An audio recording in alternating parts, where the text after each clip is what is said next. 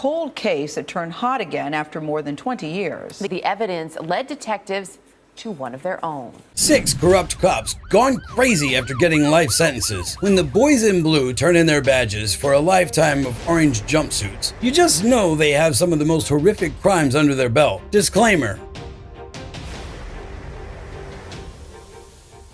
Number 1. Joe Ferrari. Meet Joe Ferrari. He was charged with murder by torture, deprivation of liberty, and abuse of power. Thai Police Chief Colonel Joe Ferrari's real names were neither Joe nor Ferrari. It was Titizen Uthanapan. He'd gotten the nickname because of the collection of 29 luxury vehicles he had parked at his sprawling stately mansion. One of these cars was a rare $1.3 million Lamborghini Aventador Anniversario. There were only 100 of them in the world. He also had a Ferrari, 4 Porsches, 6 Mercedes-Benz, 3 Audis, and a Bentley. But believe it or not, how this civil servant could afford such a lavish lifestyle was not what brought this dirty cop to the public eye. In August 2020, Joe and 6 other deputies tortured and murdered a 24-year-old drug dealer right inside a Thai police station. The drug dealer and his girlfriend had been arrested after drugs were found in their possession. He and Joe had already come to an agreement on the price to pay to have all the charges dropped. But now, Joe wanted double of what they agreed on, about $30,000 more. The suspect refused. So, Joe did what any other officer would do under the full glare of light in a police station. He covered the man's head with a plastic bag and had other deputies hit him while another wrapped a bag around the suspect's neck, trying to force him into accepting the new price. The suspect struggled and then he fell from the chair and went quiet. After several minutes, the officers tried unsuccessfully to resuscitate him. Colonel Joe tried to cover his tracks and ordered the men to take the body to the hospital and tell the doctor the death was caused by a drug overdose. They almost got away with it. Then, weeks later, a video of the incident was leaked online. Joe went on the run and crossed the borders into neighboring Myanmar as his subordinates were quickly rounded up. He later surrendered and was arrested and charged. They all pleaded not guilty. Joe claimed it was an accident and he only wanted information out of the suspect to bring down the drug business. Inside the courtroom before the verdict, Joe looked healthy and was even chuckling with guards, but closed his eyes as the sentence was read. Guilty. He was given the death sentence, but it was later reduced to life imprisonment because he had tried to revive the suspect and had paid for the funeral expenses for the family. 5 of the other 6 officers involved in the case were found guilty of murder and also received life sentences. A 7th, who testified against them and didn't participate, got 5 years and 4 months. Joe Ferrari might be the dirtiest police chief of all time, but they didn't call Roger Rogerson the dirtiest cop in Australia for nothing. Number 2, Roger Rogerson and Glenn McNamara. Meet Roger Rogerson and Glenn McNamara. They were charged with first-degree murder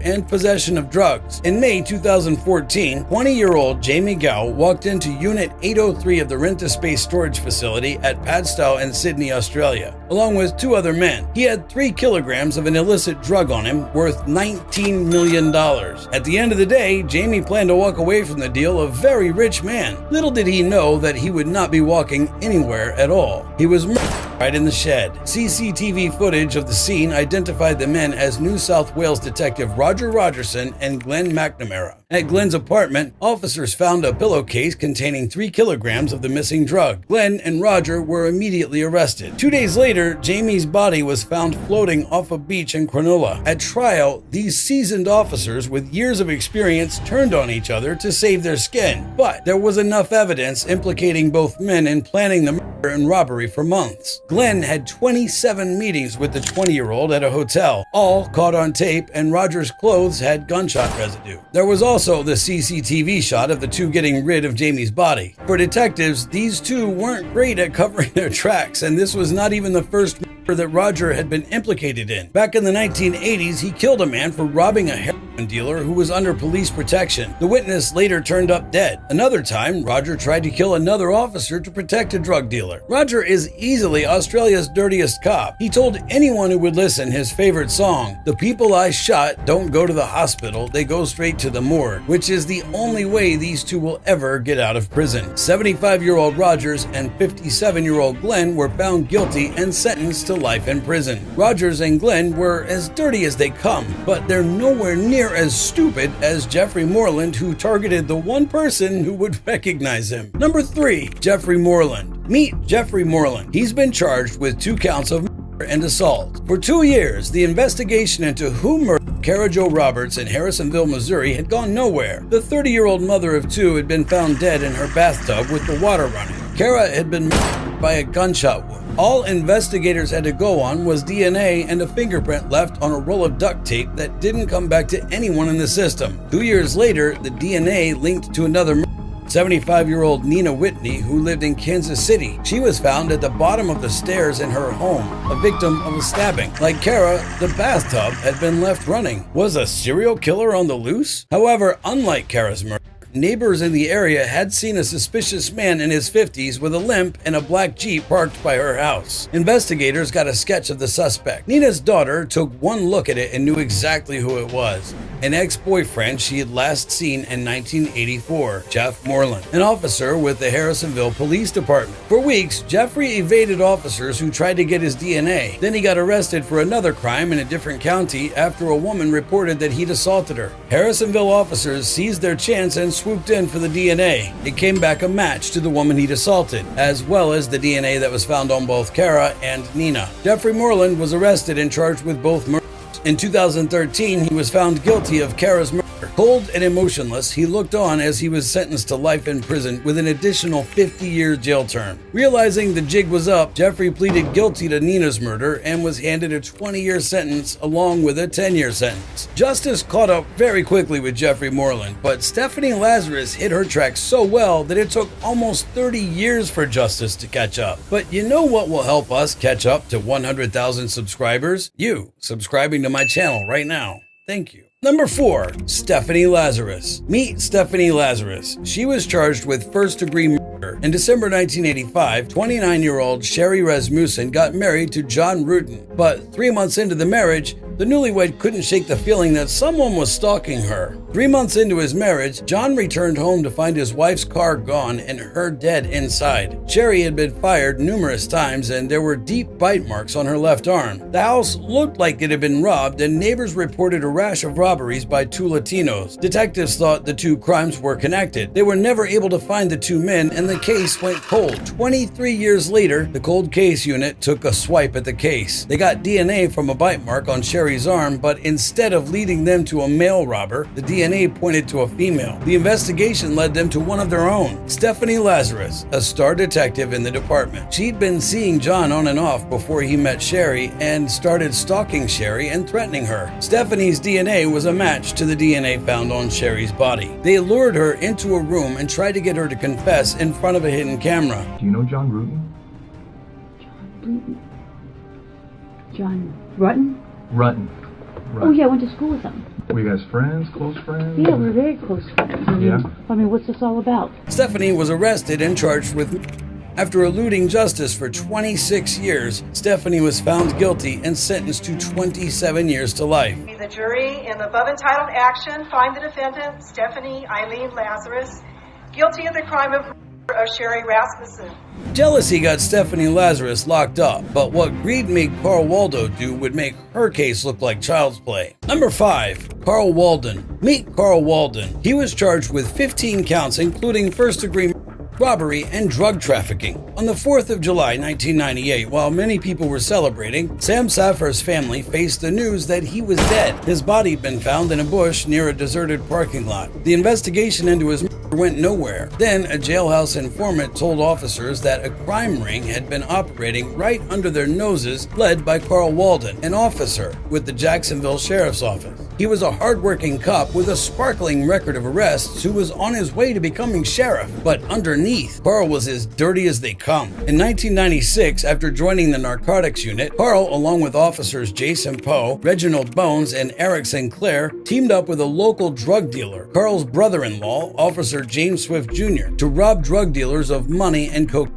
They spent the money on cruises, cars, and nightclub parties. They went a step further and started targeting innocent civilians. Officer Eric worked off-duty as a security guard at a bank branch where Sammy had accounts and noticed that either Sammy or his nephew came in on Fridays to make large cash withdrawals. So he got a drug dealer to rob Hassan just as he left the bank and made away with $50,000. The drug dealer later turned up dead. Eric told his partners in crime about his score, and the three came up with a plan to steal from Sammy again. 2 months later, Sammy Safar had just withdrawn $51,000 from the bank and was driving back when Carl pulled him over in his patrol car. Sammy was handcuffed and put in the back of the police car. The plan was to leave the money in Sammy's car for the other officers to get, but Sammy was onto him and insisted on taking the money with him. Carl retrieved the bag of money, put it in the back seat, and started to drive. Then he called another officer and said the ominous words, "He's seen my face. I've got to take him out." Carl took Sammy to a deserted parking lot where he murdered Sammy by choking him to death with a rope.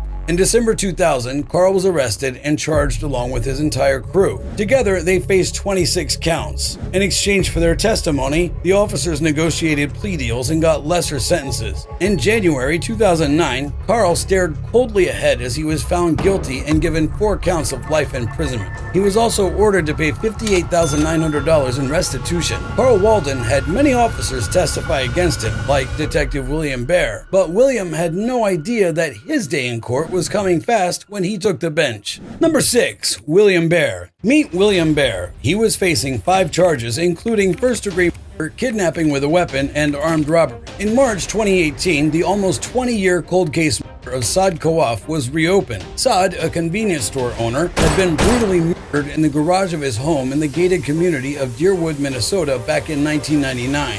All they had were the DNA profiles of the man and woman involved in the attack. They sent the DNA samples through a family tree DNA, and it led right back to an officer in the department, William Bear, and his ex-wife, Melissa Schaefer. William was a detective with the Jacksonville Sheriff's Office. He was there for 27 years and retired in 2002, then started his own business, the William R. Bear Investigations. At one time, one of Jacksonville's top private investigation agency. At the time of Saad's murder, William was working on a financial crimes task force and was assigned to a case with the Florida Department of Law Enforcement and the FBI. The case involved Saad, who was avoiding paying taxes by depositing just under $10,000 at the bank each time. William was meant to conduct surveillance at Saad's bank, but when William found out that Saad regularly kept a huge bulk of the cash at his country club home in Deerwood, he and his wife at the time were surveilling Saad's home for a completely different reason. On the night of May 17, 1999, they made their move. Michael attacked Saad with a knife in his garage while Melissa forced his wife, Samar, to give them the money. When Samar handed over just $500 from her purse, William held a knife to her neck, and Melissa told her that she knew there was money in the house because they'd been to the house that week. The terrified woman led them to a kitchen cabinet where $53,000 was taken. Samar's hands and mouth were duct taped, and she was tied to a chair before the two left while Saad bled out in the garage. 21 years after Saad's murder,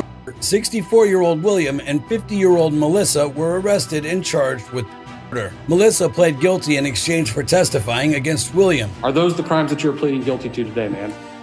Yes, sir. She was later sentenced to 30 years. Finally, to avoid the death penalty, William pled guilty to all charges. At his sentence hearing, his attorney tried to play up William's achievements, which only offended the judge. He was a JSO veteran for 27 years. He served in the homicide bomb squad. He was a field training officer, patrol, corrections, inspections, intelligence, burglary, and on the motorcycle squad. William looked on as he was given 3 concurrent life sentences.